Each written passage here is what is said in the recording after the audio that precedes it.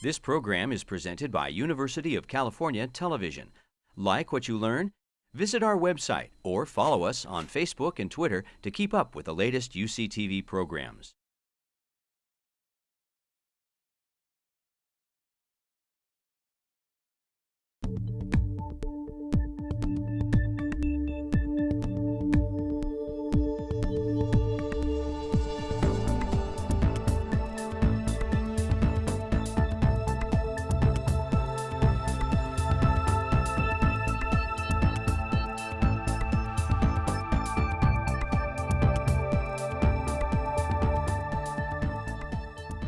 Welcome to A Conversation with History.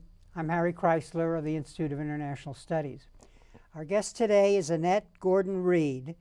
At Harvard, she is the Carol K.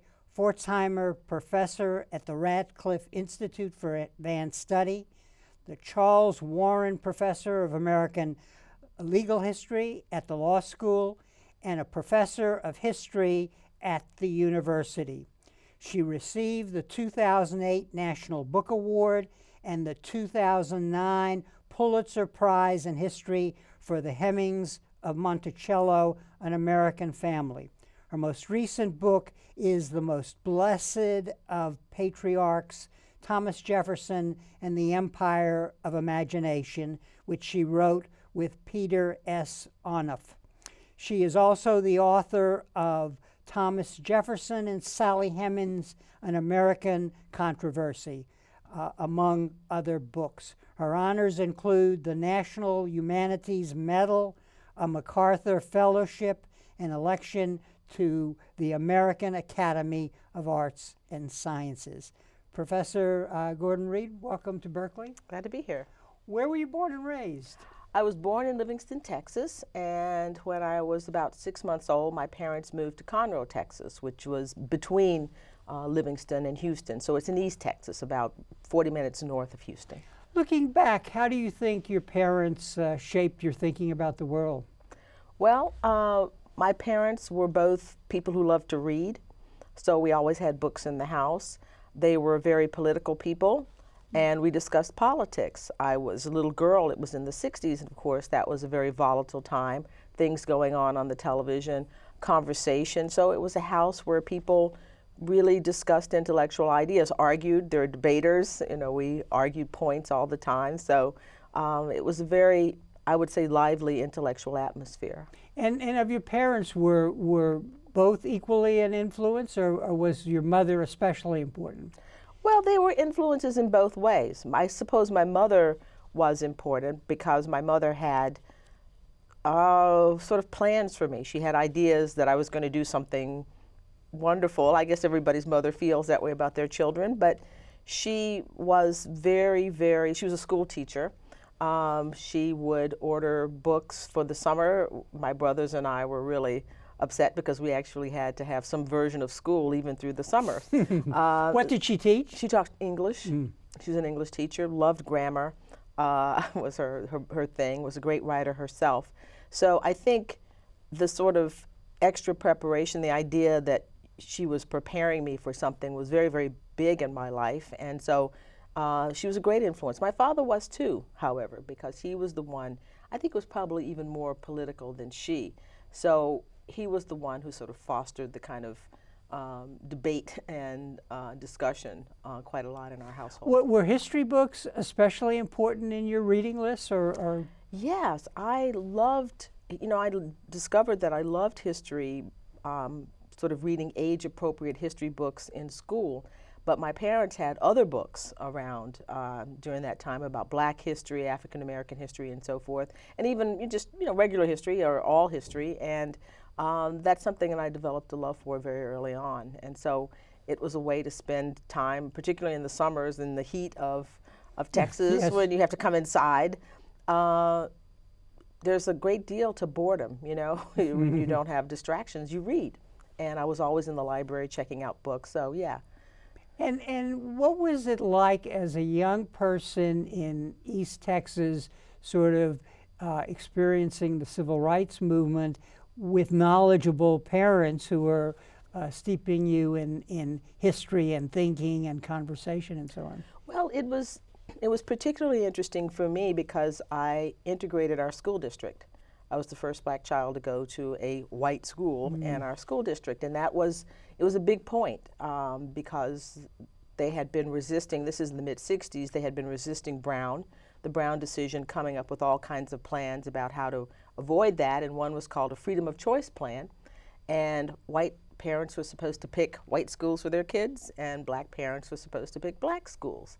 And my parents, following the news, understanding that the court and the Fifth Circuit and the court would probably not uphold those rules, decided to send me to the white school. And this would have been at what grade level? First grader. Oh, I was a first grader. So for the first year, I was there by myself, and I was very conscious of there being on something of a mission. My parents agreed with the school district not to go to the press, not to talk to the press, because they wanted it to be very, very low key. None of this, escorting into schools or anything like that, but just as sort of normal as it could possibly be.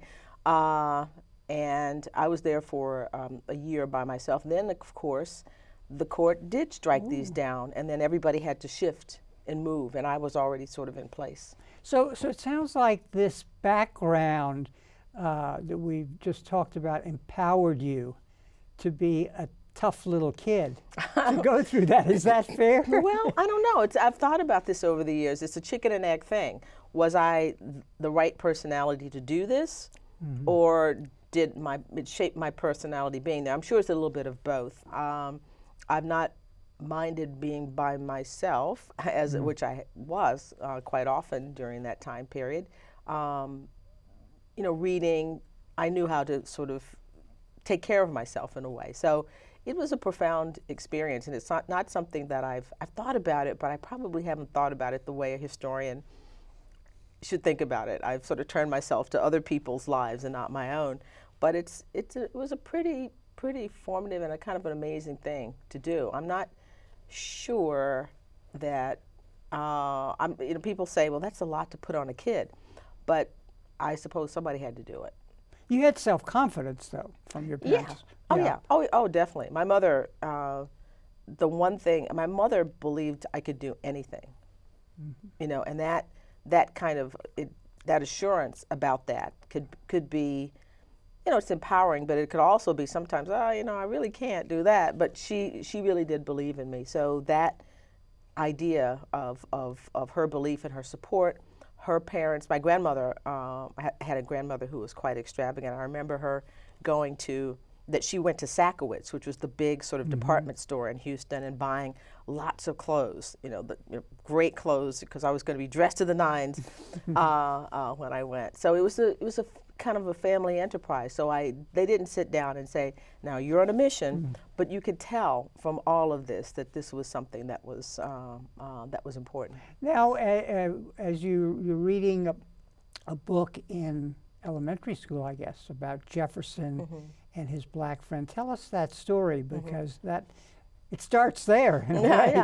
Yes, it starts there. I read a book, a biography, a child's biography, when I was in the 3rd grade about Jefferson, and the story was told by a fictional slave boy who was supposed to be telling Jefferson's story. And I noted the contrast between the depiction of the boy, who was sort of lazy and not serious, and he was upset with Jefferson because Jefferson, Martha Tom, or however they described him, wanted to read books and was curious and wanted to find out about the world. He didn't want to hunt and fish and everything.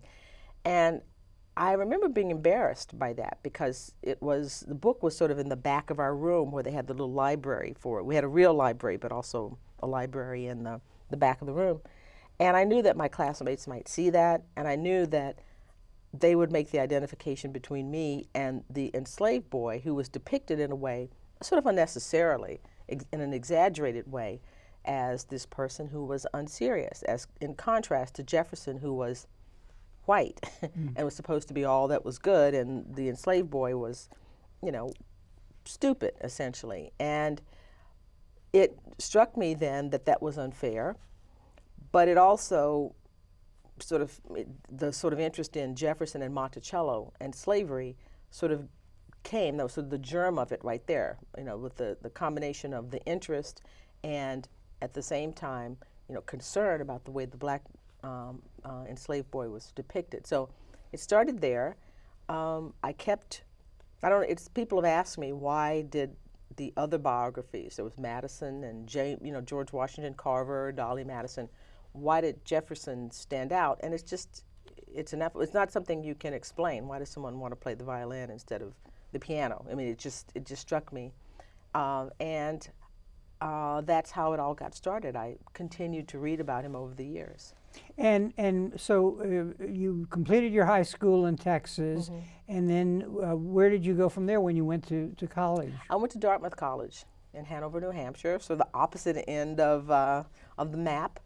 I wanted to go away to school in New England. There was sort of romance of doing that, so yeah, that's where I went. And at Dartmouth, when did you get the history bug? Did you get it at Dartmouth, or did you have the history bug? I'd had the history bug since from elementary school. Even before Jefferson, I would read. I was very, very interested in Egypt, books about ancient times, and so the history bug was always there for me. At Dartmouth, it was wonderful because Baker Library is there, and fabulous library, and I could sort of indulge and read all that I wanted. And I also was a history major. Mm-hmm. But then when you and were there any teachers at Dartmouth that interested you in the direction of history that stand out? Michael Green, the late Michael Green was influential. Leo Spitzer, Elizabeth Whalen, who was a Russian historian. I had a brief detour where I was very much interested in Russian history and sort of read everything that I could in Russian novels and so forth. There were people there who interested me. And a course on Jefferson? Or not a course on Jefferson, but certainly courses in which Jefferson figured. And graduate from Dartmouth, so why law school and not history? Well, I had this sort of dual interest in law, sort of stoked by my father, who sort of admired lawyers. And he thought that would be a good idea. And also, I think because of my background, I knew that my going to Anderson Elementary School had been started. The process for doing that came from the law and came from lawyers who made that possible, who had actually effectuated that change. So lawyers were seen to me as people who could affect change in society. I thought a little bit about journalism. That was my first job when I was 15. I worked at the Conroe Courier, and this was the age of Woodward and Bernstein, and they were sort of heroes. But journalism, I found when I got to Dartmouth, journalists seemed a little cliquey to me, and it was sort of a boys' club. And so that was sort of out for me. I figured that the actual profession might be that way. I didn't go to history because I was reading and I was told that there were too many PhDs in history. What I didn't understand is that there are almost no black PhDs in history, and they would have loved to have had me go to the program, and I could have gotten a JD PhD, but I decided to go to Harvard Law School and figured that if I was interested in history, you could keep reading it. I like to ask my guests about the skills and the temperament that they think are important for the professions that they've undertaken. Now, you have dual professions in a way. So let's talk about that. In other words, what skills does a historian and then a lawyer really need? And is there an overlap between the two? Well, there's definitely an overlap. I would say the skills that a historian that I've brought to bear in doing history is curiosity. That's the first thing. You have to have curiosity and tenacity. You have to have imagination to figure out a research strategy. I mean, how do you find things that you're interested in? And that's very, very important. I think that certainly overlaps with the law. The difference between history and law on that score, however, is that historians have the luxury, have the capacity to direct their own research. If I'm interested in Jefferson and I want to do a book about Jefferson or whatever, if I'm interested in the civil rights movement, I can do that. Law is a service profession. A lot of people don't realize that, but lawyers are servants. And you have to learn how to have curiosity about other people's lives.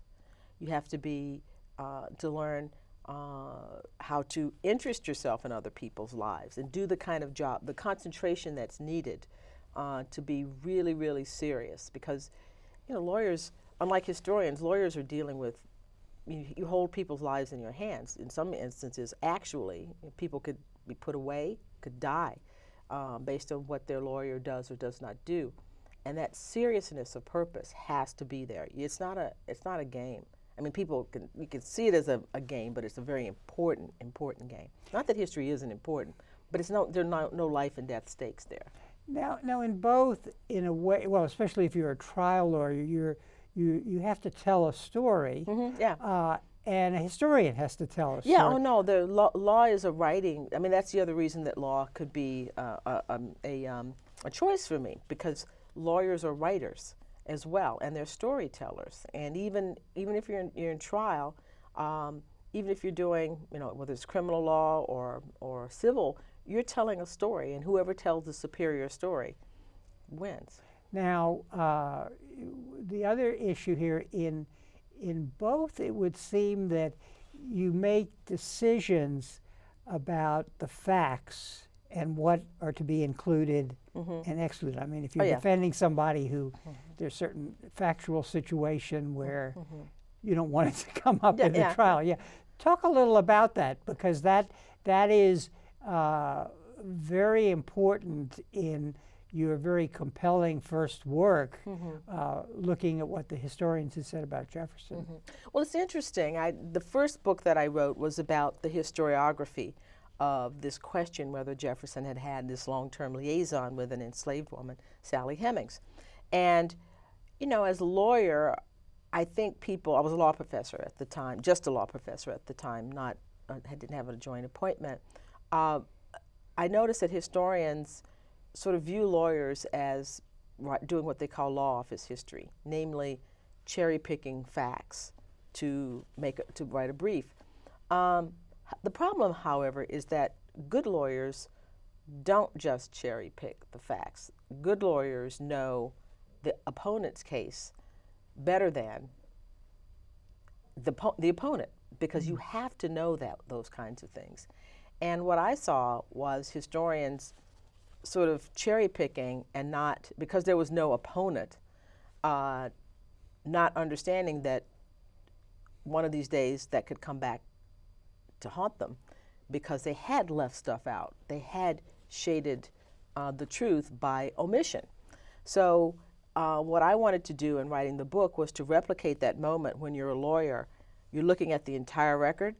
You know your side, you know the other side, so you know the sides, you know the story, the possible stories, but also give attention to, analyze the other side. So is it fair to say that it was fortunate that you went to law school instead of history graduate school, because the law and the training empowered you to see the problem? It empowered you. It gave you the confidence, somebody might say arrogance, to say that you could take this on. I mean, I've talked to, since I've become a historian, and I pal around with historians now, a couple of them have told me that if I had been a graduate student, they would have told me not to do my first book. They would have dissuaded me from doing that. But as a law professor, we sort of think we're mini experts on everything and can opine on everything, but we had the tools, and we were confident to do it because we understood that law school is about critical thinking, and critical thinking is of use in any venue. I mean, it's easy to, I suppose, easier to sort of, you know, replicate a story, to repeat a story, but when you get to the point of taking things apart, taking arguments apart, putting them back together, analyzing, that's what law school is about, and that's what lawyers do, and that's what law professors do. So, yeah, I think, you know, I credit my training in law school with giving me, number one, the confidence to do that, and to do that first book, but also know how to do it in a way that would be effective. And the first book, let me give the exact title, is Thomas Jefferson and Sally Hemings, An American Controversy. And it's quite a read. So it's extremely well written, but it's almost reads like a mystery story. And in addition, the reader becomes excited, and I'm coming at this cold in preparation for this interview. It's uncovering a truth, basically, and you at one point in the book, you as a person trained in the law, you tell us about the rules of evidence and how evidence contributes to burden of proof. So so you're ready to go, and you're empowering the reader to be ready to go. Yeah, well, I saw myself, people think, the publicist for the book, that we went to the University Press of Virginia. They don't usually have a publicist, but they had an idea that this book might be a crossover hit. So they hired somebody, and the idea was to sort of sell this as a trial. But that really isn't what it is. It's really more a law professor talking to students, that this is what we do, to talk about how you use evidence and how evidence can be misused.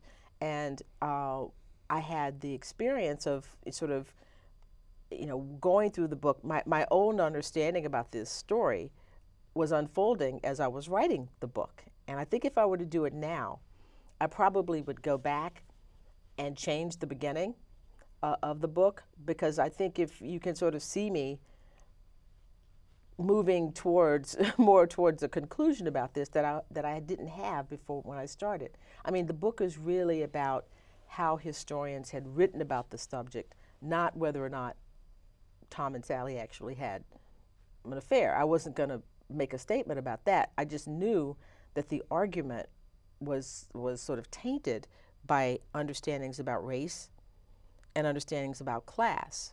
A thumb was put on the scale for whites and wealthy people, and when less empowered people said things, it was disregarded. And I thought that lesson could be displayed in the book. But as I'm doing it, I realized I started to find information saying, wait a minute, this is, I could talk a little bit about the actual substance of the question too.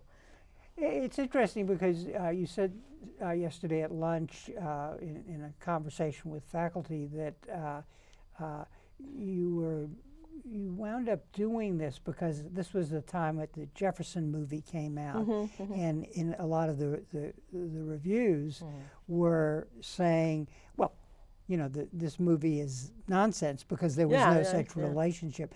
That's very interesting because not only was there conventional wisdom, let's put it this way, there was historical wisdom, which about which there was no controversy before you wrote, but also it had seeped into the popular culture, and that provoked you, and rightfully so.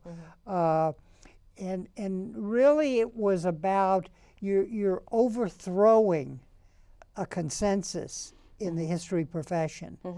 Talk a little about that, because that must have been quite empowering for you, because you were seeing a truth, the lawyer that you were, that nobody else was really seeing, especially among those most qualified to see it. Yeah.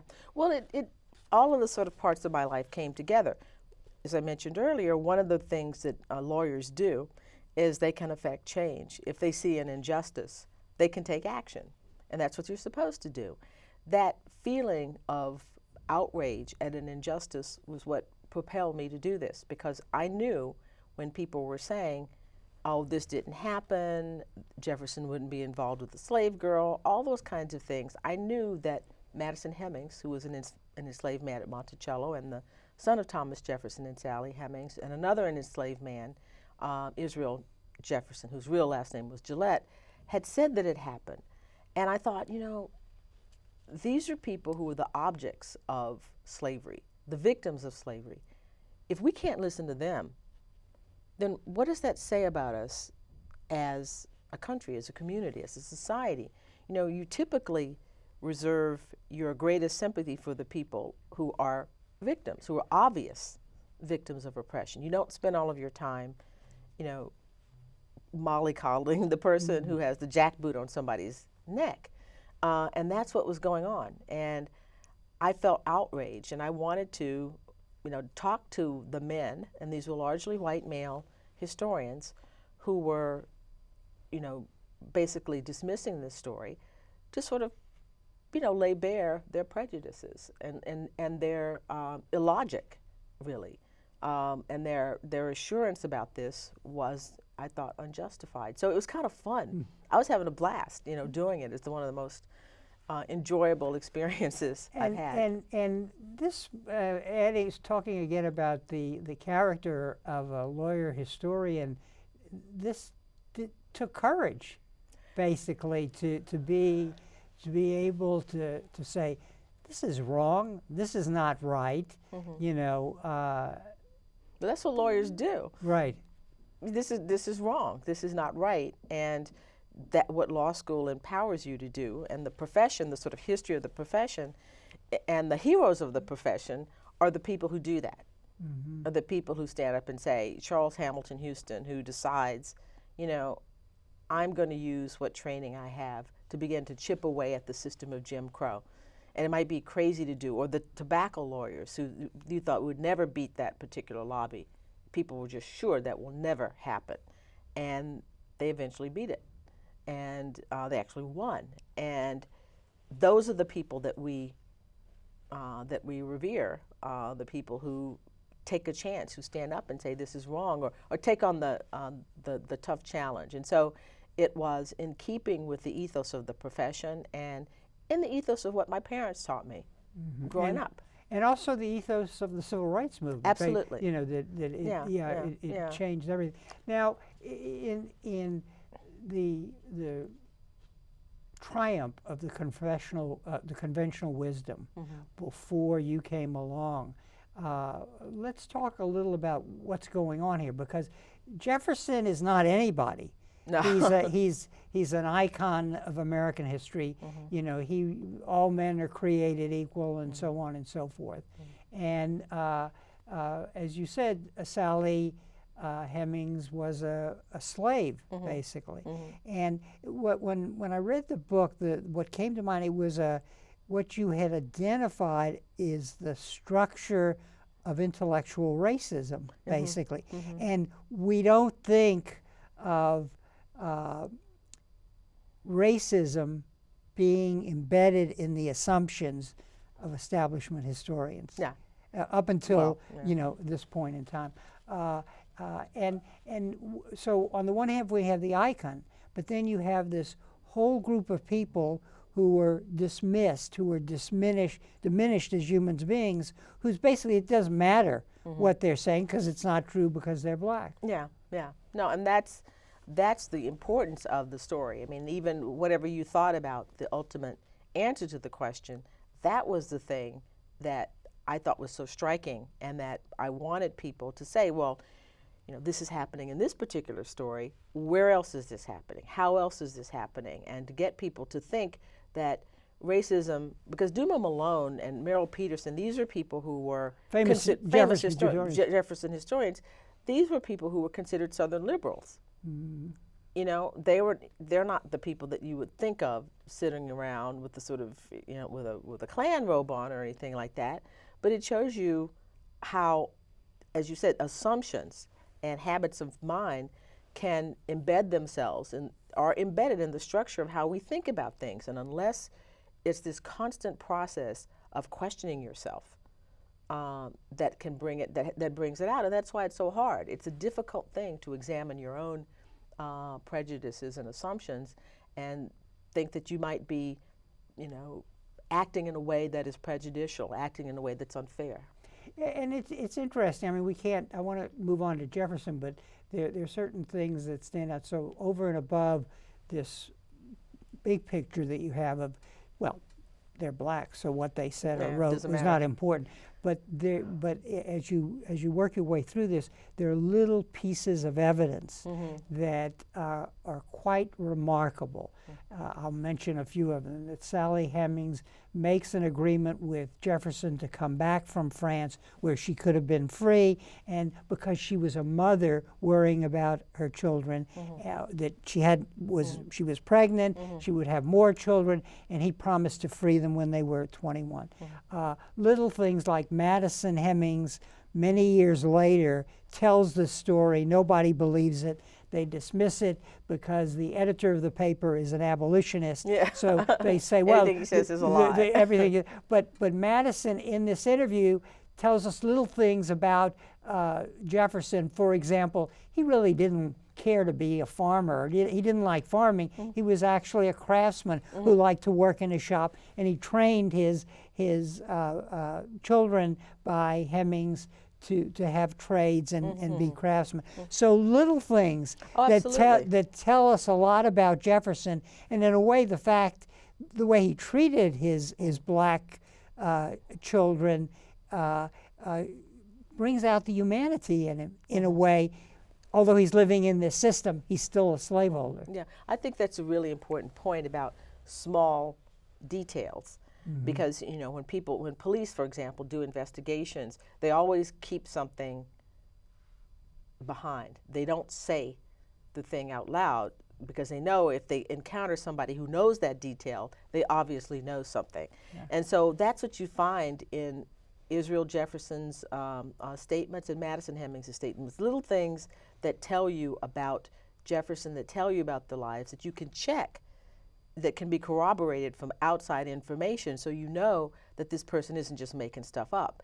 And they never, historians, because they were not interested in really finding the answer because they didn't want it to be true, going through that process to sort of corroborate what he was saying. And on the other side, I should say, looking at the Jefferson family official story, and that was replete with errors and lies, I should have to say, that they had to know that this person was lying about those things, yet it didn't affect their overall credibility.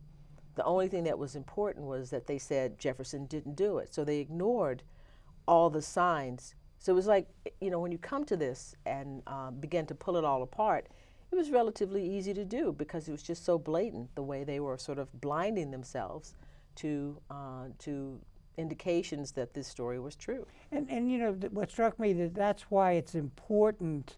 This book is so important even today, where we've moved beyond the controversy, because what you're showing is in the law, you apply the same standards of evidence and burden of proof to both sides. And in this case, it didn't happen. And it didn't happen because of you know, the racism.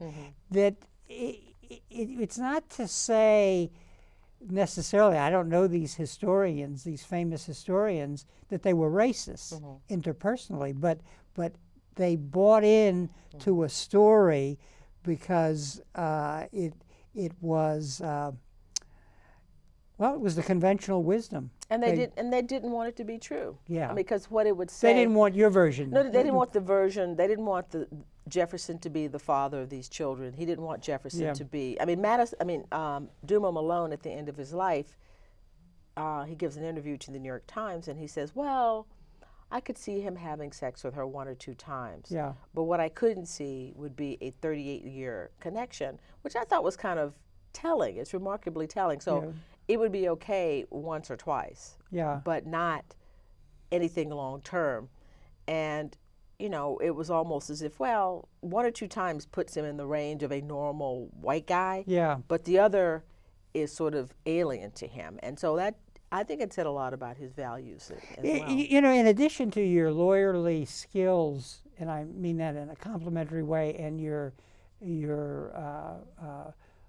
research, your prodigious research in all of these works, there's an element in your work and in your talk of kind of human insight, basically common sense. Well, what would a person do in a situation like? Talk a little about that, because it's really the case that you have to understand people to a certain extent to see what's going on. Yeah, it's an interesting thing, because I think it's something that sets me a little apart from conventional historians who don't like to believe there's such thing as a human nature, that there's not, I think that there's not I don't believe there's a fixed human nature, but I do think that there are some commonalities that run throughout human existence and recurring themes in history, and lawyers sort of rely on that. I mean, historians might be skeptical of it, but lawyers rely on it, and judges rely on it. And it's very important to sort of see those patterns and to understand, where they're coming into play. And this is a story that demanded that, because we don't have Jefferson's writings about this. We don't have Sally Hemings' writings about this. Because it was there are no written records, letters, diaries, between the two of them. None between them. I mean, Jefferson's friends talk about, a friend of his talks about this in a diary, but there's nothing in between the two of them. So what you're basically doing is drawing reasonable inferences from people's behavior and repeated behavior. And I would trust that over what people say anytime. So that's the kind of thing that you have to bring to bear in this situation. Let's talk a little about Jefferson now. Your new book, Most Blessed of the Patriarchs, Thomas Jefferson and the Empire of the Imagination. This is co-written with the leading Jeffersonian historian. And what were we all trying to do in this book? Well, we were trying to sort of strip away a lot of, I think, the layers that have been put upon Jefferson, to try to pull him out, to extract Jefferson's own understanding about what he was doing in the world. We think that a lot of books have been written about, that are basically sort of saying what Jefferson ought to have been doing in the world, and you should have done this, and you should have done that, and you didn't do this, and blah, blah, blah, blah, blah. Instead of thinking, well, what did he think he was doing? I mean, this was a person who started out life in a particular way, had a particular mission, and we tried to rediscover, what that mission was by looking at his own writings, looking at his actions, and to sort of stand aside and not be all about judging him, which is what has happened now. He's become sort of the whipping boy for slavery, as if he was the only slaveholder in the founding generation, if he was the only racist white man in the founding generation. It's really it's like a caricature, and it's being, he's sort of stuck in a ditch.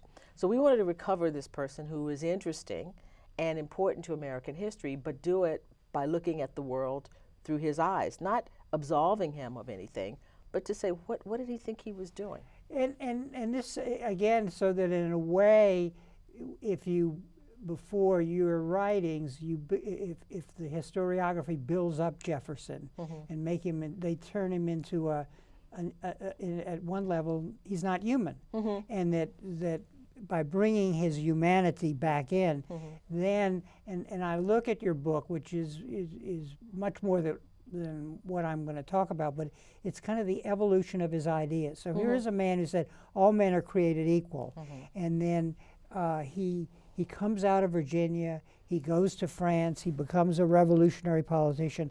So his ideas evolve, and I want to talk a little about that. So he starts as a man before the Revolution, the American Revolution, as a man of ideas who's a patriarch in Virginia, a landowner and a slave owner. Yes, all of those things.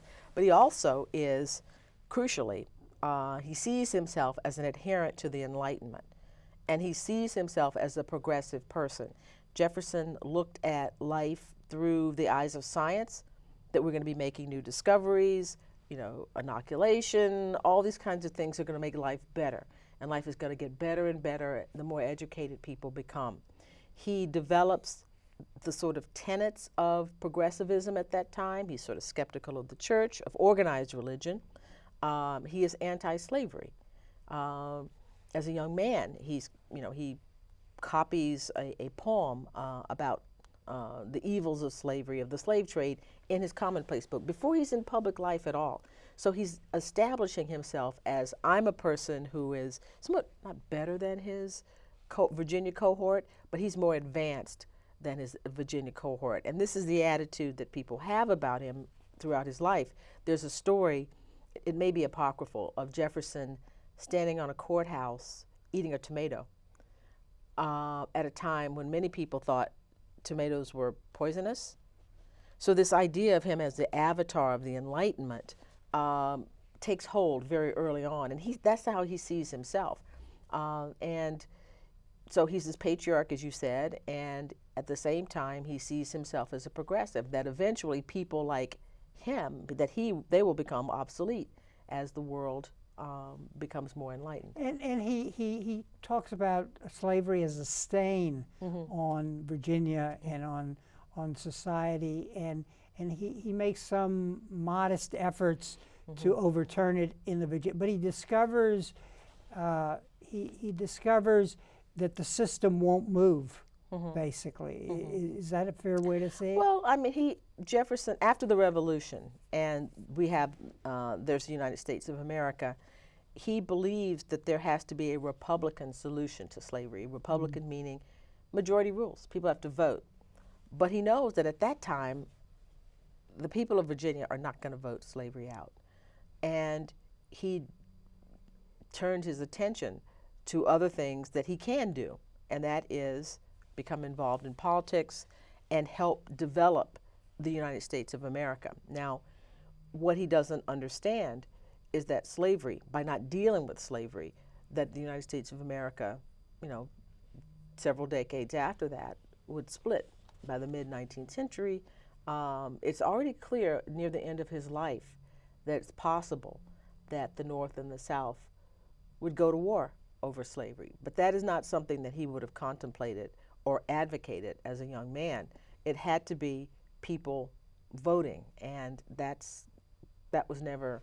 I mean, people say, well, he should have done this. He should have fought harder. But I don't really know how. I don't think the people of Virginia and the South were ready to vote slavery out. And as a revolutionary politician, at the time of the War of the Revolution, he sort of, you were suggesting in your lecture yesterday, comes to the conclusion that Native Americans and the slaves are not us in a way, because of the possibility they have to align with the British to get their freedom. So it's a state that becomes very difficult for him to deal with in terms of his original ideas. Yeah, no, at first he's anti-slavery as a young man. After the Revolution, it becomes clear that African American people are a threat, because he said, how can you love a country that has treated you like this? We are enemies, and we're going to be enemies. And he's talking in the abstract about African Americans in general and whites in general. But the interesting thing about it is that in his personal life, he begins to think that he knows how to manage the situation to sort of stave off that kind of hostility. But he did not think that was possible on a large scale. And so he goes to France, and he sees America in comparison with France, and that leads him to extol the virtues of our natural surroundings and the small landholder, the character of the individual that comes from his ownership of property. And you call it at some point, you say at one point in the book that it leads to, in his mind, a domestication of slavery. So he develops a theory that says, in effect, there's a public realm, and that public realm depends on the individual farmer with his property, his land, and his slaves. And that is the source of liberty in a way. So that's the next step. I mean, France is critical to his understanding of things, because when he leaves Virginia, he's kind of sour on Virginia. He's a terrible time as governor. His behavior was put under investigation. He was exonerated, but he left for France in a kind of surly mood about his fellow Virginians. And he gets to France, and he sees, he loves the music, he loves the architecture. There are things about the society he loves, but he's aghast at the status of women, women who are forward and participating in politics. He's aghast at beggars on the street.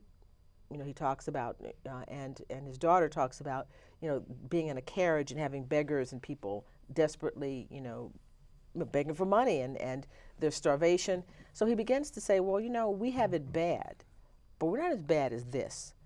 And he becomes sort of, sanguine about, much more sanguine about the situation with enslaved people in Virginia. And he develops this idea that he can ameliorate. Krista Dirkscheider has written a book about that talks about amelioration, Jefferson's ideas about amelioration of slavery, making it better. And once you do that, you're just gone. I mean, from a state of war and evil to, well, I could do this in a way that makes it all right. Then that's a way of comforting yourself about this. And he becomes comfortable in the institution. He sees the Hemings family, which the family was, 6 of them were the half-siblings of his wife, including Sally Hemings. He sees his relationships with them as the example, sort of exemplifying how he was as a slave owner. Well, of course, they're different than other enslaved people, but these are the people who are in the house, the people with whom he has the most intimate relations, and he sees himself acting as a good slave owner with respect to them. A benevolent slaveholder, the thing we can't patriarch, accept. Benevolent patriarch, which of course we're like, you can't do that. But that's how he saw it. And so the person who had this, very serious idea about the evils of slavery says, I can do this the right way. And of course, as we've said, that means that's the road to perdition right there. And the other element in this is his role as the founder of the University of Virginia, and so the idea that future generations who are trained in the Enlightenment will be able to solve this problem, but not here and now while I live. Yeah, solve it without bloodshed, and that eventually this would come. But of course, as we know, that's not what happened. This is a kind of a case study in theory and practice, in a way. Talk a little about that, because here is this American leader who had these, could state clearly these very powerful ideas of the Enlightenment, but as he lived his life in Virginia as a patriarch, as he goes to Paris and brings over the young slave girl to take care of his young daughter, as he comes back, he really, his ideas sort of confront reality, which he can't change, and his ideas change. But we do see, I think, that he's a man who doesn't like conflict. No. He likes to ameliorate situations, but when you have a structural problem like racism, that's not enough. No, it's not enough. And it's not enough it was obviously not enough for him to become a good slaveholder. Slavery was comfortable for Jefferson. I mean, it brought him a lifestyle that allowed him to live as a man of letters, of the Republic of Letters. Madison Hemings talks about him, that Jefferson spent most of his time in his office writing those thousands of letters that we have, communicating with people over the seas and other people in the rest of the United States. He didn't have to worry about, keeping his life in order. There were people who did that for him, enslaved people, and his daughters, who actually served as the hostesses after he lost his wife. Slavery was, it brought him a level of comfort. And there are many things you think about saying, this is really bad, but if you're getting something out of it, if you don't have the emotional, emotional push to do something about it. Most of the people who freed slaves in Virginia during that time period were acting under the influence of religion, of evangelical religion, Quakers, the Methodists and Baptists. He was not operating under that system. Religion can make you do irrational things, and we think it's obviously the moral thing, but to get rid of your property would have been thought as and he an was irrational a debtor. thing. He was in debt. Oh yes, he was in debt to do that. But I mean, there were time periods, if he had conducted himself differently early on, he could have, if he had made it a mission to sort of work his way out of debt, he probably could have done that. But how often it's a human failure. You know something is wrong, but you do it anyway. And it does take what we were talking about, your human insight, your insight about people, to at least we've knocked him down from the icon that he was, but he was a human being operating in his times, and his solutions weren't adequate given what the horror of slavery was. Yeah, but he did other things. I mean, one of the other things that I think you have to do in approaching Jefferson is to have a little bit to think about yourself. I mean, he was a person who was, an ambassador, a revolutionary, in both the Declaration of Independence, an ambassador, a vice president, a president, founded a university. There's a lot of stuff to do in your lifetime, and then you say, oh, and why didn't you solve the slave problem? So you think about, what have I done? What are all of the people, when we car up against someone like that, what have we done actively to transform our own circumstances? Maybe we've done one or two things, but we certainly haven't been all of those things. I mean, that's a lot to ask for somebody in one life, to say that, he'd do everything. I mean, his attitude was, well, look, our generation founded a country. We broke away from the largest, the most powerful nation on earth. And we formed our own country, and we set up a government. Can't you do something? I mean, what is the next step that you're going to take? Not to, it could be an excuse if you want to call it that, but it just seems to me to be, if you look at the record and you compare it to what I'm doing, what other people are doing, it's a lot to be judgmental about somebody who's done so much when we've not done anything like that. One final question.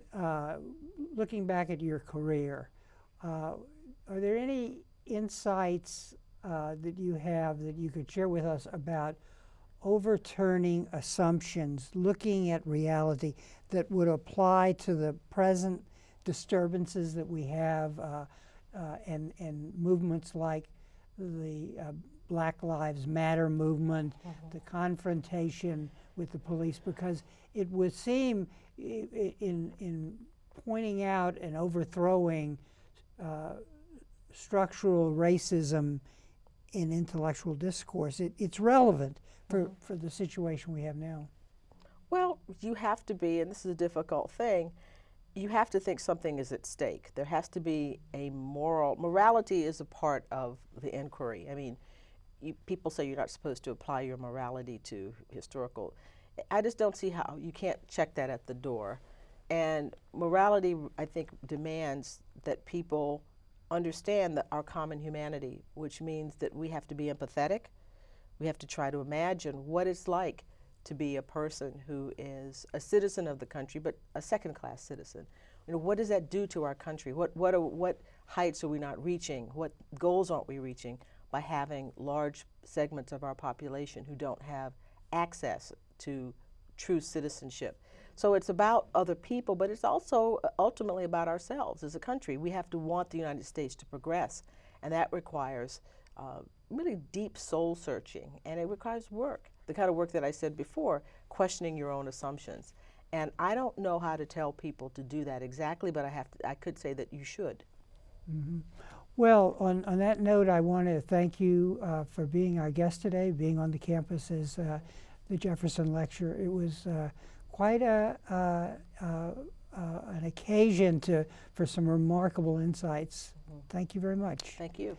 And thank you very much for joining us for this conversation with history.